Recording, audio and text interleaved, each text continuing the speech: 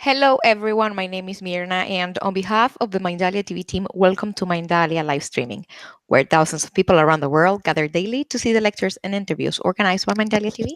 Today, with us, Dan Blanchard, a best selling and award winning author, speaker, and educator, is going to be having a wonderful conversation with Rachel Orchard.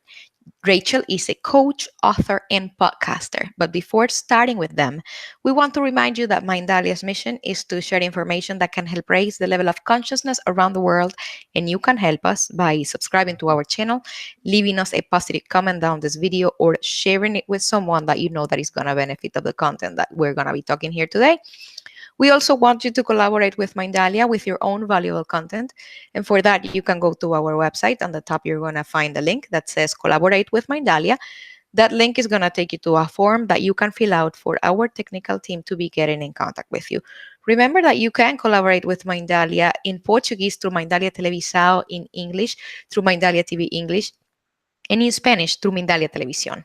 Visit our different channels, platforms, Facebook pages, Instagram accounts. When you follow us, you not only help us reach as much people in the planet as possible, but you also keep yourself updated with the wonderful content that we develop there on a daily basis.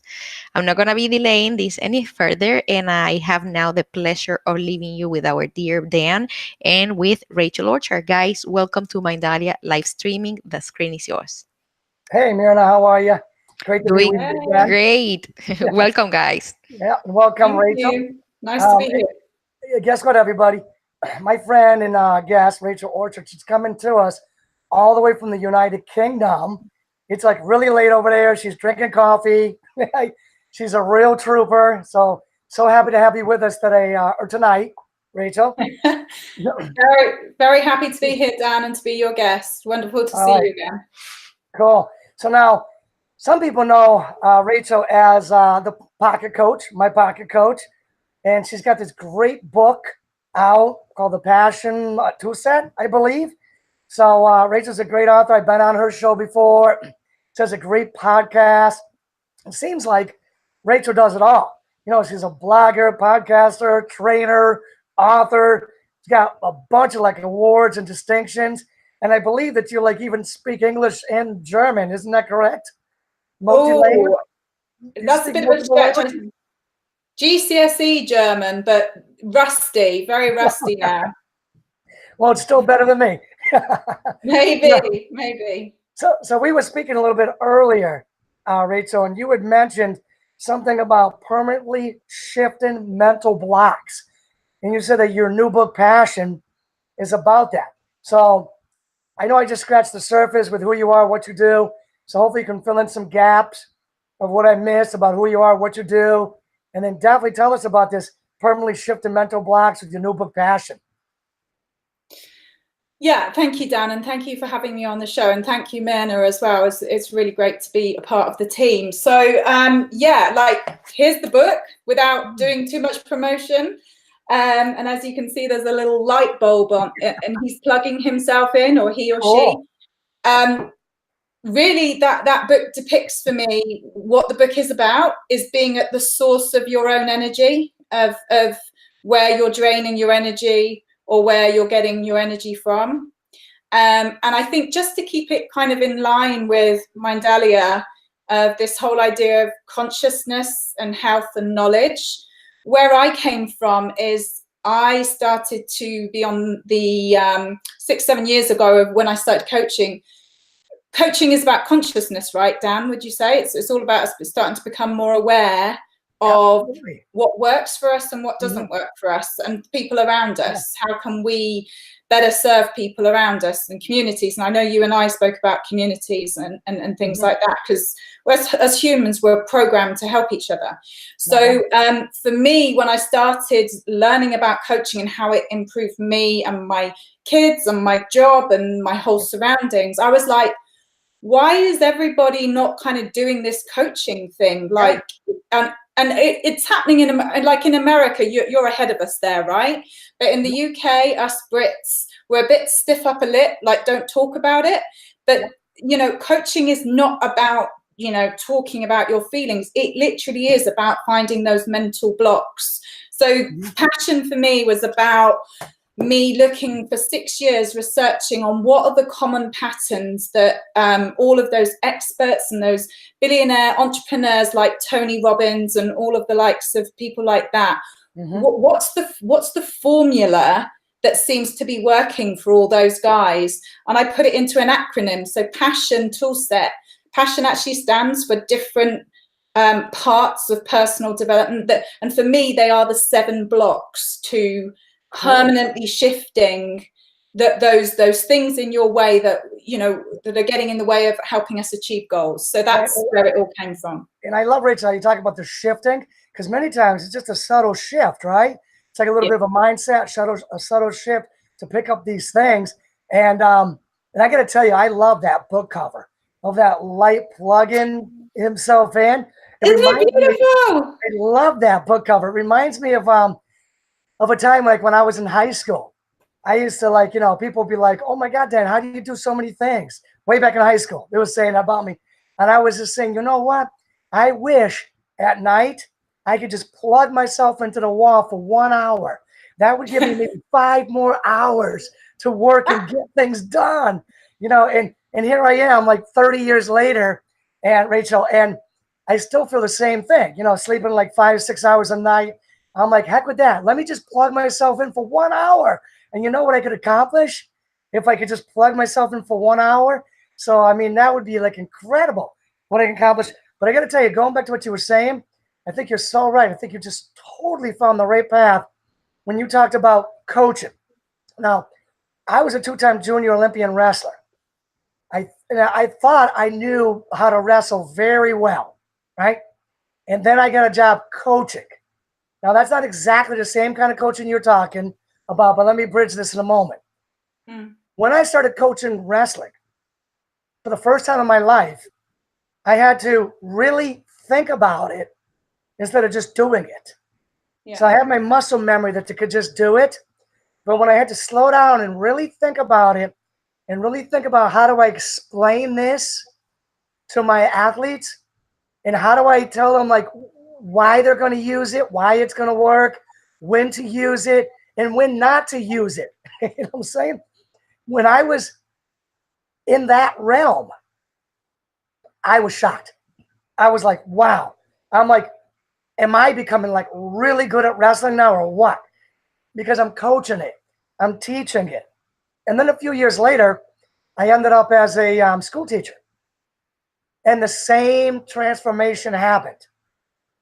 I'm always a student. You know what I'm saying, Rachel? We're both students of life, lifelong learning and all that stuff. But when you start teaching it, it puts you in a whole nother realm. So I love it that you're doing the coaching, I'm my pocket coach. I mean, it just puts you in a whole nother realm. And when you say, why isn't everybody doing this? I agree with you. It's like, why isn't everybody doing this? Everybody should be doing this because it helps you leapfrog your developmental level. But I think a lot of people maybe don't know it or they're scared or whatever. But I so agree with you. Everybody should be doing it. Yeah, I mean, there is an answer to why everybody is not doing it, and the small, like, say, 1% of the population are able to break through into new performance habits. It's habit. It is literally habit, and it's just reminding ourselves every day to be aware. And that's the big thing about the book is it's a daily journal. So it gets people to keep referring back to the book to increase their awareness, but then to take responsibility of daily small little actions that will push their bad behaviors out and create new high performing behaviors. It's hard work. It's tough, hard work. And that's why everybody doesn't do it. Yeah, no doubt. I can't wait to hear you say the 7 letters, what they mean for that acronym. But just to piggyback on what you said, like I'm always preaching habits. Habits are the things that you do without really thinking a lot about them. And they either move you closer to your goal or further away from your goal. So when I get students that are doing things that are bad habits, like not bringing their pencil to school and not doing the homework. And I talk to them about habits and they go, what, that doesn't matter. And I'm like, yes, it does. The little teeny things, the habits you're creating, down to like, are you eating healthy? Are you getting up on time? Are you getting up early? Are you bringing the necessary tools to your work or your school or whatever it is? Like you said, Rachel, it's hard work. But when you make it a habit, you don't have to think much about it, and it brings you closer to your goals. Eventually, it becomes less hard work because all of our minds, our brains want to like life conserve energy. So they put us in these habits where we don't have to spend a lot of brain energy thinking about it, and it's moving us closer to our goals. But then the opposite, the bad habits, do the same thing. Moves us farther away from our goals, sabotages us, and people always going, I don't know why I'm always unlucky. Why is somebody else always lucky, but not me? You know what I'm saying? It's like, have you looked at your habits? You know what I'm saying? Have you looked at But one step further than that is what I also do in the book is it's all very well telling people that it's your bad habits. You just got to create new good habits. That's all very well, but it's like being the smart kid in school, just giving them the answer, but that still doesn't help people.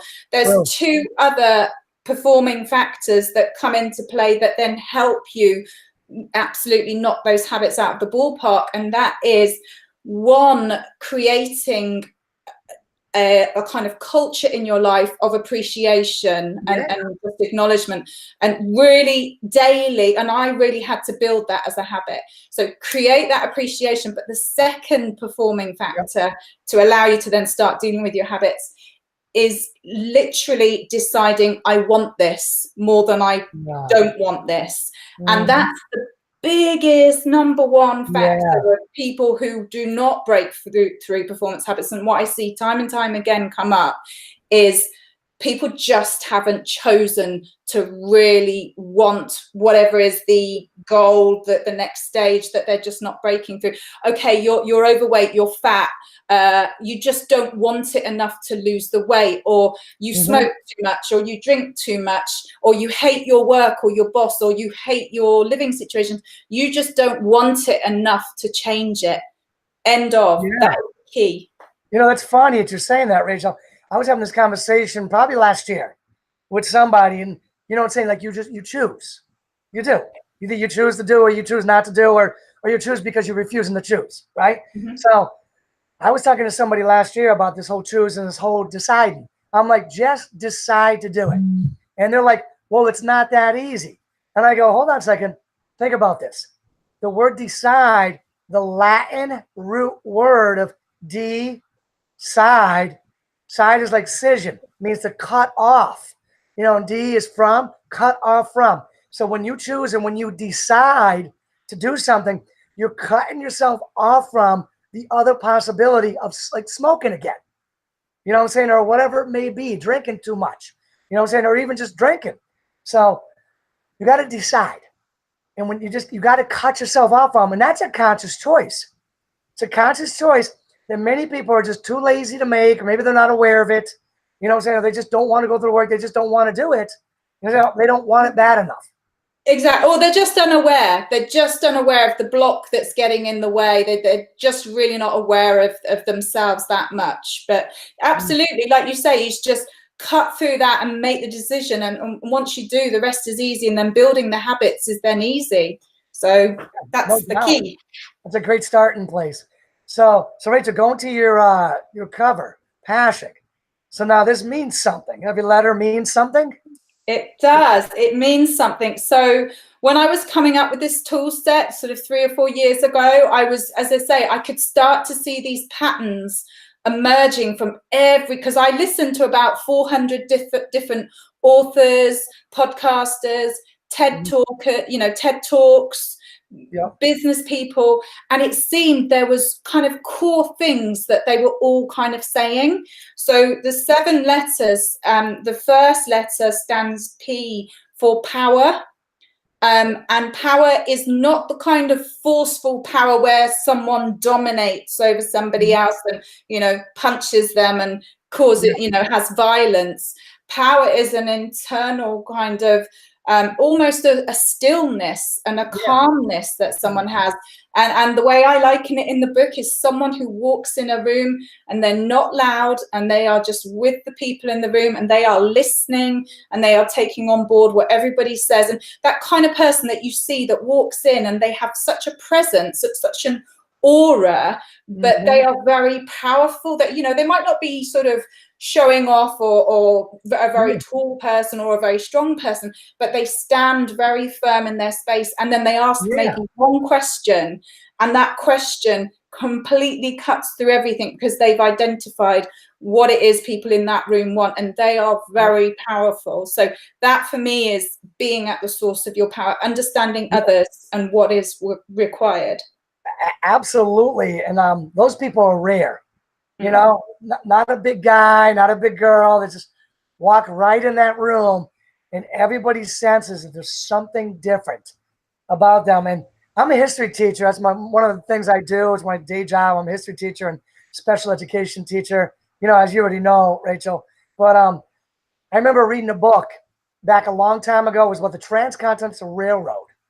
And it was the Union Army and the Confederate Army. The war was over, the Civil War here in the United States. And they were working on the to build the railroad, the Transcontinental Railroad. And the generals, they were very, very good at directing large numbers of men. So they actually had the generals who were kind of acting like the foremen to build the railroad, which was brilliant. You know what I'm saying? You got all those men that are like now unemployed, put them to work on the railroad, have the generals be like the foremen, run it. So I remember reading the story, and there's a part of the story where this young boy, it's probably like 13.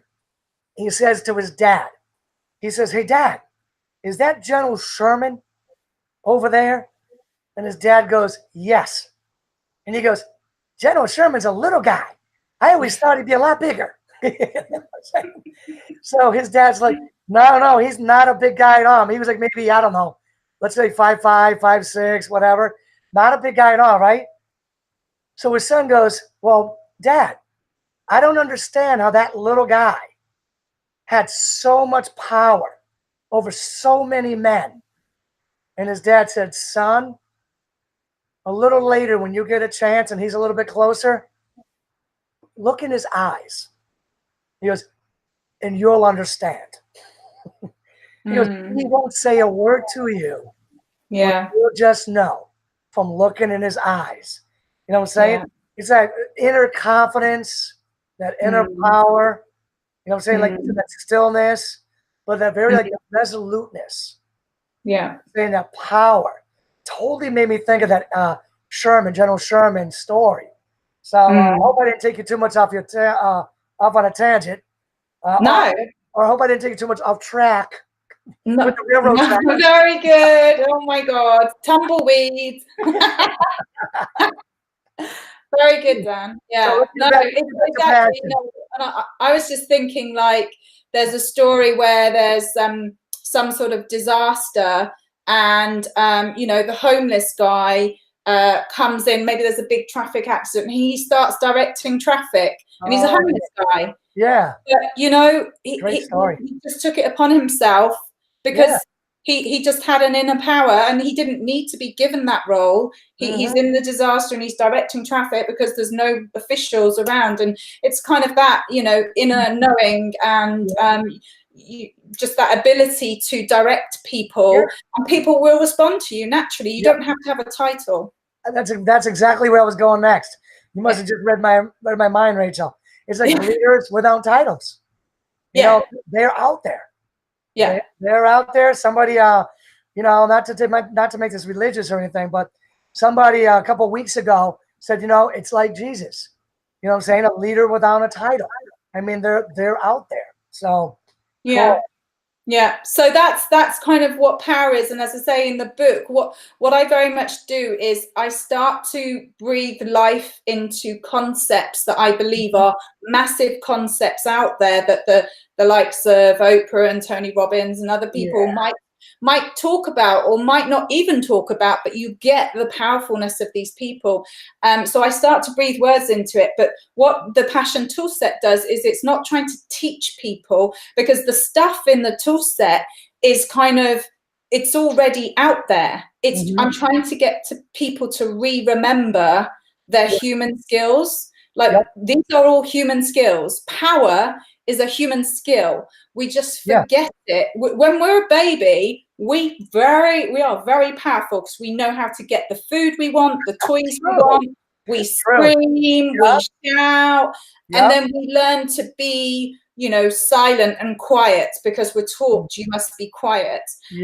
So we're just re-remembering these amazing human virtues that we have. So do you want me to go on to the A? Yeah, the A would be great. But before you jump to that, I would just like to say is that we say great things, you know, whether we're speaking it or writing it, we say great things, Rachel, but we're not really saying things that haven't been said before.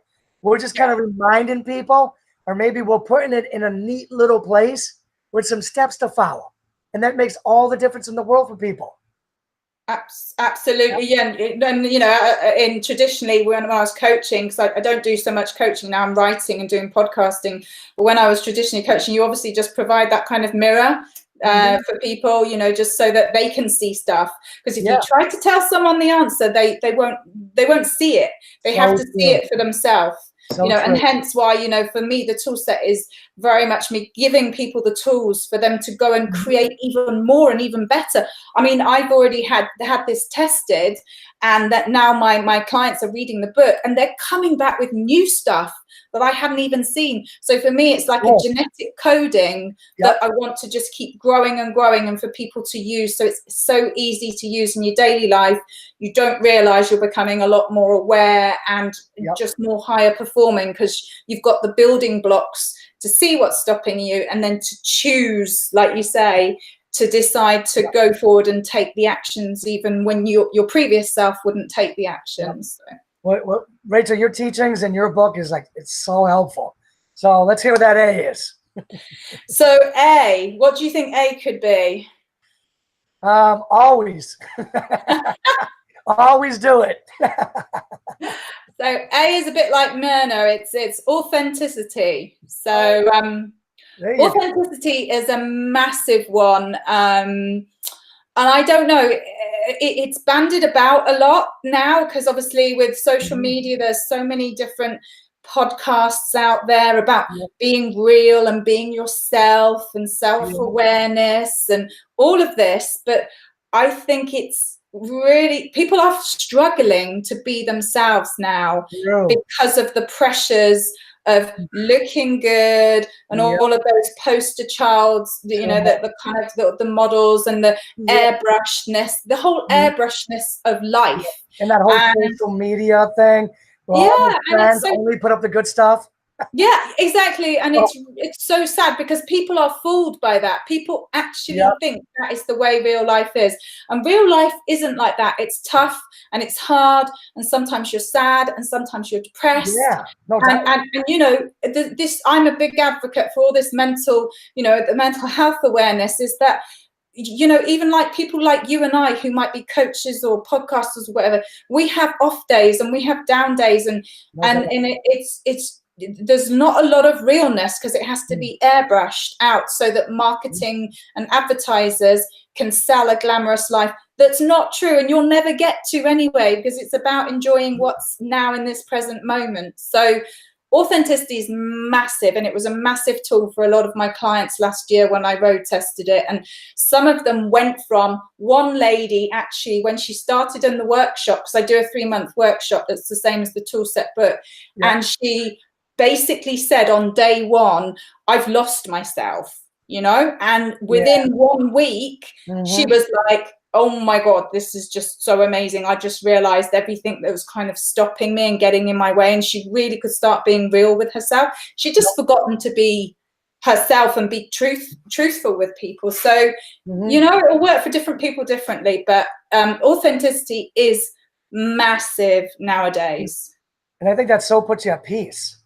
When you're just being yourself, it puts you at peace. I know one of the things I do, Rachel, is I also have like a YouTube channel where I have like a bunch of different like playlists on that. And sometimes people ask me like, you know, do you edit it? And I'm like, no, not at all. I'm like, you know, I make mistakes. I don't care. There was one time I had one series of shows when I was doing on my book, Social Skills and Success Secrets for Kids. I had my 6-year-old daughter filming me for 30 days in a row out on the porch. And sometimes she's walking right up to me and putting the camera right in my face and pulling it back. And she's bouncing the camera around a little bit. And I was just like, you know what? It's all good. It's all good. I'm like, I'm not deleting that. I'm not editing it. And I just kept it because I want people to know that I'm not just like a speaker, author, podcaster, TV host, that I'm a dad. I'm a dad, I'm a father, I'm a husband, and I live a life like a common Joe, struggling every day with my human frailties. And that's okay. It's okay to just be yourself. You don't have to be perfect. Too much pressure trying to be perfect anyways, right? Well, yeah, but the thing is, it's very easy to fall into that pressure, and we all do, because we mistake that kind of human connectedness that we all crave. We mistake that for conformity. We think we have to conform. So there will be certain times where we won't want to say the truth to certain people. We won't want to hurt them or say something bad or look bad, because that's a general human tendency that's conditioned into us. So we're all the same. We will all, try to look best. But it's just remembering, who is this serving at the end of the day? And just keep asking yourself that question. Yeah, just be yourself, right? Be your own. And it's very difficult to do, and especially when you've got to hold other people to account when they haven't done stuff for you. That is the hard, and you must know as a teacher, that's the hardest thing to do, especially when you're close to someone or you work with them. So it's easier to say than it is to do, which actually brings it very nicely on to the two S's of the cool. Well, let's hear those S's. Okay, so the two S's are saying what you're going to do and sticking to what you're going to do. Oh, I love that. Okay. That is so cool. And it sounds really simple, but they're probably two of the hardest letters to actually do in reality.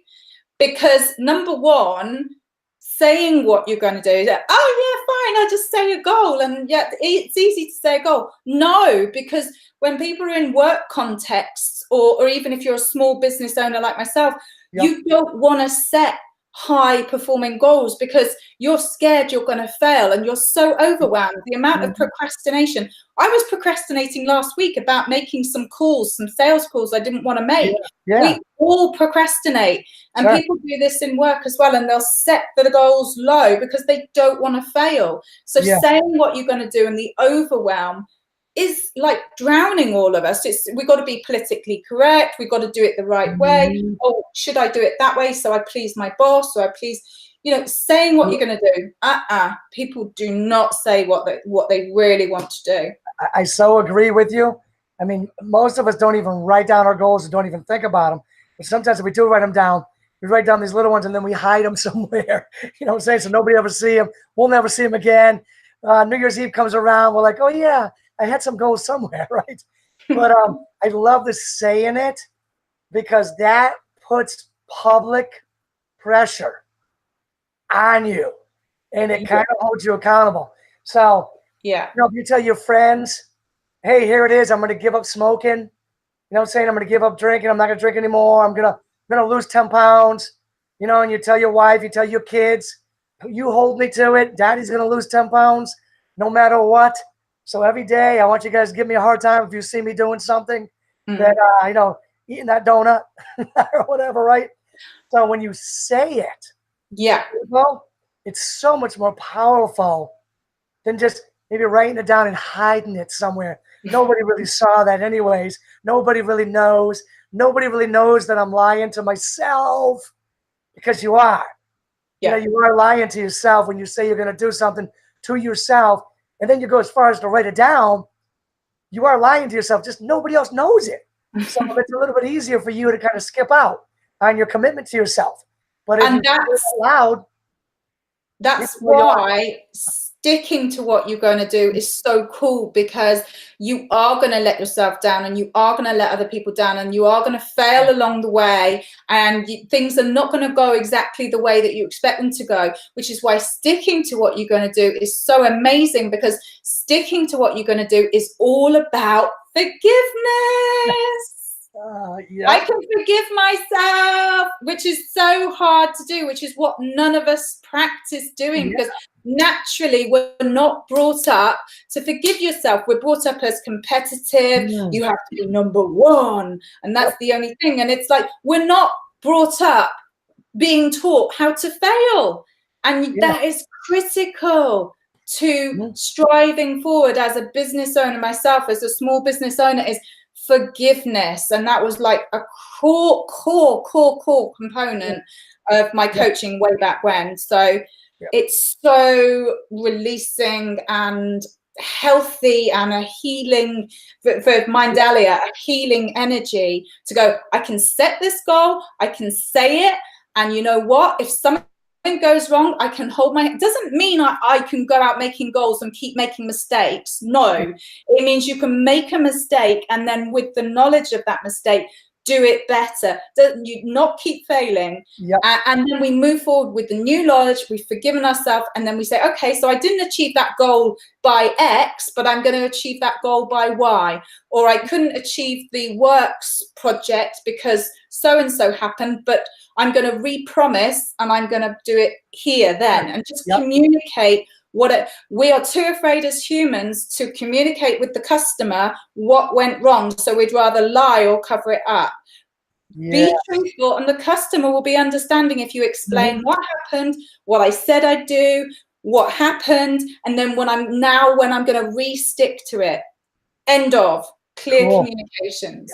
Well, Rachel, I think your double S's is brilliant. You know, you're saying it helps people stick to it. And then the whole thing about forgiveness, I mean, what happens is we screw up, you know what I'm saying? We have that donut, or we smoke that cigarette, or whatever it is. And then we get down on ourselves. We don't forgive ourselves. And then we just throw it in, throw in the towel. And we're like, I'm no good. I can't do that anyways. Well, who was I thinking I was to think I could succeed at giving up smoking or whatever it may be? So like you don't forgive yourself, and you just throw in the towel, thinking that you're no good, that you'll never be able to do this particular thing. But the thing is, you can do this particular thing if you just forgive yourself, maybe say it a little bit more, so you have a little bit more sticking power, figure out what went wrong and readjust. Do something different so that forgiving yourself is fine. You know, Thomas Edison had to forgive himself 10,000 times when he was making that light bulb, right? And it also just making it clear to people that we're not perfect. So we are going to mess up. I think somebody says a quote somewhere, and it's probably in my book, about those who don't mess up. I think it's George Takei or something. Those who don't mess up actually are not setting themselves goals and not even trying. Because everyone who's trying and who's an entrepreneur or is a business person who's setting a goal messes up. We are not perfect. So absolutely. So what is the I? Okay, so I is index, and in your index is your conditioning. So it's whatever you grow up with, learning about the world. Have you heard the saying in America of depends if you're looking at the tail of the elephant or the trunk of the elephant? Because you're looking at the tail and I'm looking at the trunk. And I'm going, well, Dan, it's got some big ears and it's got this big, long tube-like thing coming out of its nose. And you're going, no, wait, Rachel. It's got a big bum and it's got this fluffy little tail. I'm going, no, Dan. I don't know what you're talking about. It just depends on your perspective of life. And we've all got different perspectives. So that's a big one. Yeah, that's a huge one. And I can recall some, I don't know if it's a little trick or a little strategy, whatever it was. I was reading about this one a few years ago from a teacher.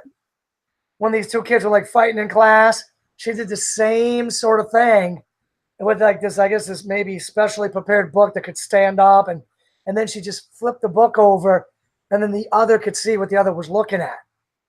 And they were like, get it? You guys were disagreeing just because you were looking at something different, had a different index, different perspective, whatever, you know? So I find that very powerful. You know, what glasses are you looking through? Yeah. Right? It definitely makes a difference. So what's the O now? Obstacles, but it's not really obstacles with an S. It's obstacle, because there's only one obstacle. Yep. I was going to say, it must be yourself. Yeah.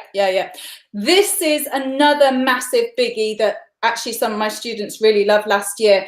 And to be honest, the biggest part of this is compassion. Is building compassion, because you will bring all of your insights and your judgments and your conditioning into your work relationships, into your life, into your business, unless you learn to see it's just back here with you, and just be compassionate about yourself. You can be compassionate about other people, and you can achieve anything if you notice your negative self-language on yourself and the rest of the world. So I so agree. I so agree, that compassion thing.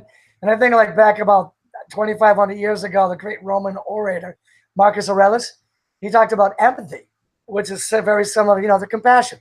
And he said that he believed empathy was the highest of all intelligences. So if you got that compassion, you got that empathy, what I'm saying? And it's not weakness. I'm not saying it's not weakness at all. I mean, I've had people sometimes trying to explain something to me, trying to tell me something, and I've sat there shaking my head going, okay, I hear you. I hear where you're coming from. I understand you. And then when the conversation was over, other people would say, Dan, why didn't you set that person straight? Tell that person how it really is. And I'm like, why? It wasn't my job to set them straight. You know what I'm saying? But too many people, for some reason, I don't know, they dropped the ball. They dropped the compassion ball. And for some reason, they think it's their duty to like set somebody straight.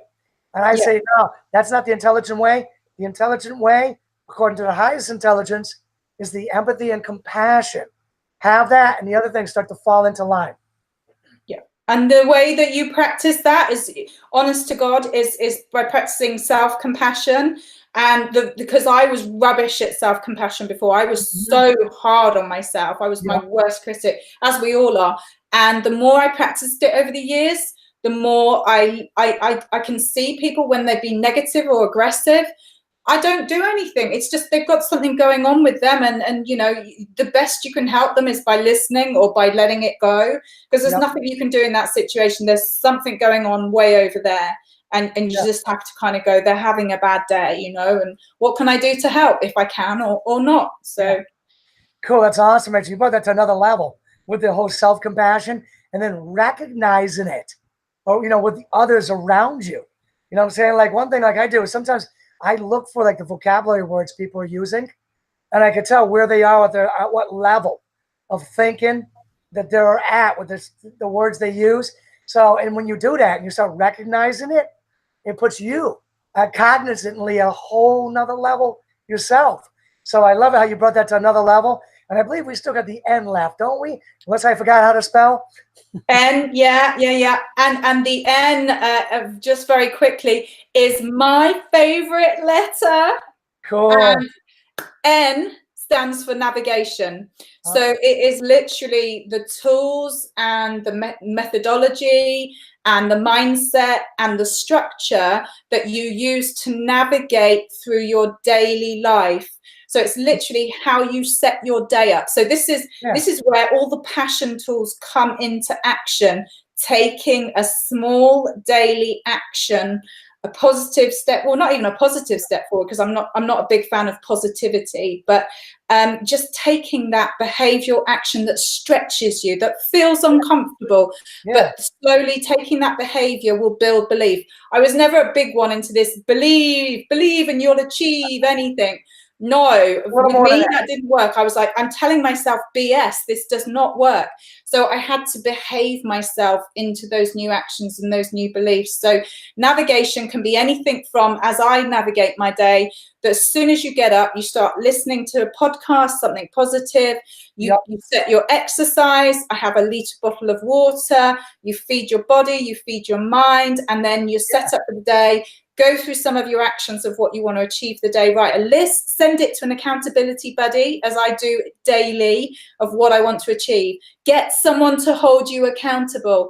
and navigate your way through the day. And then at the end of the day, acknowledge and appreciate something that you did. We forget how amazing life is and how lucky we all are, because our new level of expectations has been taken higher and higher, because we've got electricity and power and water and running water and housing and warmth and air conditioning. And we forget how lucky we are because it's normal now. So just remembering that to literally go, okay, touch base, bring yourself back down of where am I, what have I done, and what has been good today. And for some people that's difficult because they're so cynical about life. Get some passion tools that in your life. yeah, there you go, Rachel. So I love that navigation. It sounds like you're enjoying the journey with some strategic tools, some strategy throughout your journey. We've all heard the old saying, it's the journey, not the destination. So now you just amped up the journey on steroids with the navigation. Love it. On steroids. Yeah, there you go. Yep, journey on steroids, right? Navigation, the end. So Rachel, I know we met a long time ago. I was on your podcast. Anything cool going on with your podcast show lately? Anything special you're doing with it, or any good? When we met, and it was lovely to meet you, Dan. I'm so glad we've been able to have this again. I was talking very much about leadership, but the series of podcasts that I'm doing now on Crowdcast, which is an amazing invention from Cy, who comes from California, allows me to mix that kind of podcasting with live feeds out to social media. And the whole point of the channel that I'm podcasting is all about better, smarter learning. So I'm inviting people from learning and development industry in the UK and all around the world who want to come on the podcast and talk about what ways are they finding as better and smarter learning. Obviously, my ways is passion tool set, but what works for everybody else. And it could be as simple as a conversation, not even a course or a webinar or an online course or tool set. It could just be a small conversation that shifts that mental block and helps someone learn something. So, well, I really like that. So I'm going to throw one at you right now, just real quick. I have all my students, you can picture like a hard candy.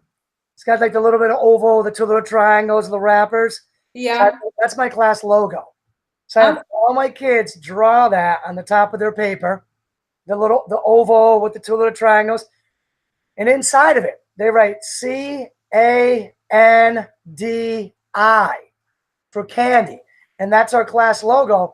And it stands for constant and never ending, deliberate. There's your navigation. Deliberate improvement. And if they just concentrate on just that every single day, their candy. Concentrate on your candy. Your constant and never ending, deliberate improvement.